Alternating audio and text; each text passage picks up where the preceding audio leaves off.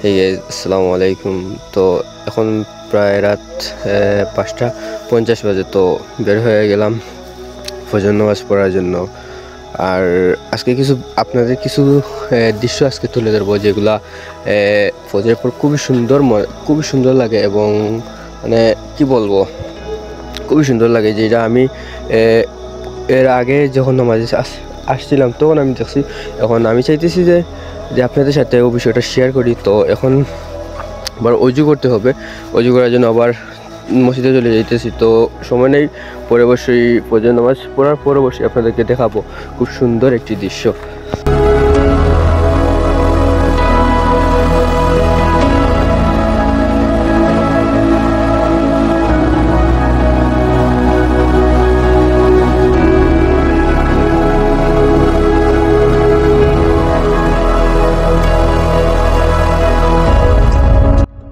তো ফজর নামাজ অবশেষে পড়িয়ে গেলাম। ফজর নামাজ পড়ার পর এখন প্রায় 6:19 বাজে। তো দেখে নাও কি সুন্দর প্রকৃতি, মানে কি বলবো, কত সুন্দর একটি দৃশ্য, কিছুই বলার নাই।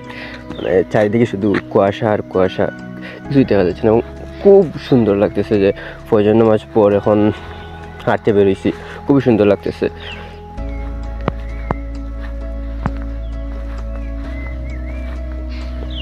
মানে বাতাসটাই কি মজার, তাই না?